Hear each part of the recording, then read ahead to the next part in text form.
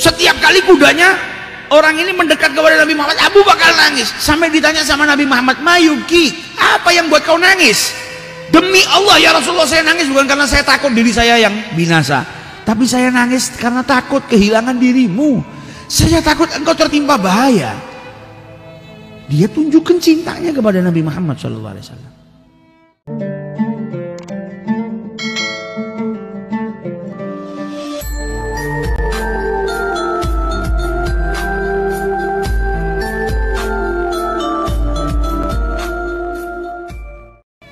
Abu Bakar As-Siddiq itu ketika musim hijrah, jadi Nabi Muhammad mau hijrah, sedang duduk di rumahnya sama keluarganya.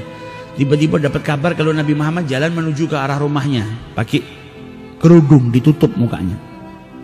Dalam keadaan siang hari yang panas. Kata Sayyidina Abu Bakar, apa? Ini nggak mungkin Nabi Muhammad datang di jam seperti ini. Bukan biasanya beliau datang di saat seperti ini. Maka beliau nggak mungkin datang kecuali ada perihal atau perkara yang penting. Ternyata betul Nabi Muhammad ngabarin kalau dirinya sudah diizinkan oleh Allah untuk hijrah. Sayyidina Abu Bakar terpilih menjadi sahabat yang menemani hijrahnya Nabi Muhammad SAW. Maka saking bahagianya beliau meneteskan air mata, nangis. Saking bahagianya beliau nangis sampai putri beliau Sayyidah Aisyah berkata apa? Faraitu Abu Bakrin yabki, aku ngelihat ayahku Abu Bakar itu menangis. Wa ma kuntu ahsibu an ahadan yabki minal farah, dan sebelumnya saya nggak pernah ngira kalau ada orang yang menangis karena bahagia. Selama ini yang saya tahu nangis itu karena sedih, tapi hari ini saya mendapati ternyata di balik kebahagiaan itu ada tangisan, ada tetesan air mata. Jadi Sayyidina Abu Bakar saking bahagianya terpilih menjadi sahabat yang nemeni Nabi Muhammad, saking bahagianya sampai dia nangis. Nah ini nunjukkan cinta kepada Nabi Muhammad. Karena apa? Ketika Abu Bakar dikabari sama Rasulullah, engkau nemenin saya hijrah, Abu Bakar sadar perjalanan ini bukan perjalanan jalan-jalan, ini perjalanan yang membahayakan. Karena yang paling dikejar oleh orang-orang kafir Nabi Muhammad. Abu Bakar sadar ini perjalanan gak gampang, ada bahaya, ribuan bahaya yang ada di hadapannya. Bakal dikejar musuh, bakal dibunuh, bakal capek, bakal ngelakuin perjalanannya panjang.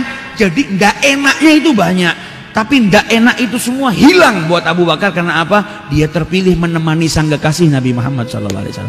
Bukan gak sadar kalau itu perjalanan bahaya. Sayyidina Ali bin Abi Thalib diperintahkan sama Rasulullah, Ali saya berangkat, kau tunggu di sini, ada amanatnya orang Mekah yang belum saya kembalikan. Kau kembalikan kepada mereka, setelah itu kau susul, dan kau malam ini tidur di tempat saya. Dikasih tahu Sayyidina Ali, orang-orang kafir Quraisy malam ini membunuh saya, kau yang tidur di sini, ini serban saya pakai, tidak ada keburukan yang akan menyentuh dirimu. Sayyidina Ali tahu bahayanya tidur di tempatnya Nabi Muhammad. Karena apa? Orang kafir Quraisy mengumpulkan anak mudanya semua, setiap suku satu anak muda, datengin Nabi Muhammad, semua mereka bareng-bareng nyabetkan pedang. Supaya apa? Nabi Muhammad mati, kalau dituntut kisos, maka nggak bisa ngisos. Karena siapa yang bunuh? Yang bunuh banyak orang. Karena ngebaskan pedangnya bersama-sama. Tahu Sayyidina Ali bahayanya, tapi diterima dengan bahagia. Samaan wa ta'atan, gak takut. Diambil selimutnya Nabi, tidur di situ, bahagia yang luar biasa. Karena apa? Karena yang minta Nabi Muhammad, lebih mencintai Nabi daripada dirinya sendiri. Dengan apa? Dengan amal yang dia lakukan. Dia sudah buktikan. Abu Bakar sadar perjalanannya bahaya, tetap dilakukan demi Nabi Muhammad. Ali bin Abi Thalib rela tidur di tempatnya Nabi Muhammad, bahaya. Kenapa tetap dilakukan? Demi Nabi Muhammad SAW. Mereka sedang menunjukkan kecintaannya kepada Rasulullah Sallallahu Alaihi Wasallam. Bagaimana cintanya orang-orang Ansor? Orang-orang Ansor ini dapat kabar Nabi Muhammad sudah mau hijrah. Kalau zaman sekarang kan enak, ada WhatsApp. Kita mau pergi ke Surabaya, ngasih tahu kereta saya berangkat tanggal 12 jam 7 pagi. Jam insya Allah setengah 11 saya sampai di stasiun Surabaya. Kalau dulu kan nggak ada.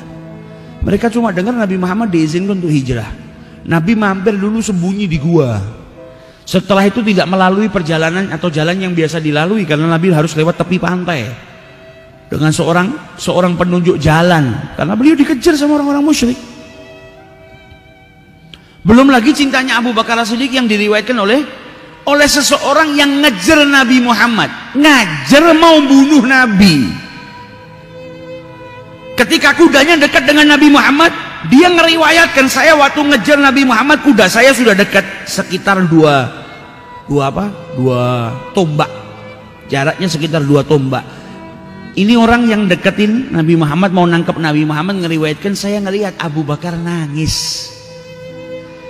Setiap kali kudanya orang ini mendekat kepada Nabi Muhammad, Abu Bakar nangis. Sampai ditanya sama Nabi Muhammad, Mayuki, apa yang buat kau nangis?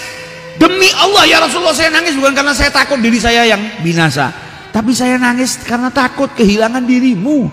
Saya takut engkau tertimpa bahaya. Dia tunjukkan cintanya kepada Nabi Muhammad SAW.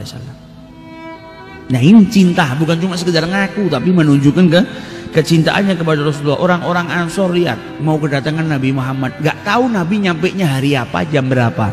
Tiap pagi keluar di musim panas yang luar biasa, keluar dari rumahnya berbondong-bondong ke pintu masuk, nunggu di situ dengan terik matahari yang luar biasa. Ditunggu sampai datang waktu sore, Nabi nggak datang, mereka pulang ke rumahnya. Besok datang lagi, nunggu lagi berjam-jam. Oh Nabi nggak datang, pulang lagi ke rumahnya. Ditunggu lagi berjam-jam tiap hari dan tidak pernah bosan. Sampai akhirnya Nabi Muhammad SAW nyampe di Madinah, disambut dengan sukacita, rebutan supaya Nabi nginep di rumahnya. Sampai akhirnya rumahnya Abu Ayyub yang terpilih. Rumah Abu Ayyub terpilih. Abu Ayyub nggak mau tinggal di bawah, nggak mau tinggal di atas. Ya Rasulullah, rumah saya 2 lantai, kau di atas, saya di bawah. Itu pun karena cinta. Minta Nabi tinggal di atas bukan di bawah karena cinta. Kalau saya yang di atas nanti saya takut kurang ajar ya Rasulullah, jalan ngelewatin kau di atas. Saya takut kalau saya jalan debunya nanti ngotorin kepalamu. Saya takut kalau saya tinggal di ruangan atas, kalau ada wahyu turun saya jadi penghalang. Nabi Muhammad nggak mau, saya di bawah aja supaya yang silaturahmi kepada saya gampang. Jadi Nabi milih ruangan bawah bukan karena ruangannya lebih bagus, mikirkan orang Madinah yang mau silaturahmi sama beliau biar nggak kesusahan naik-naik ke atas.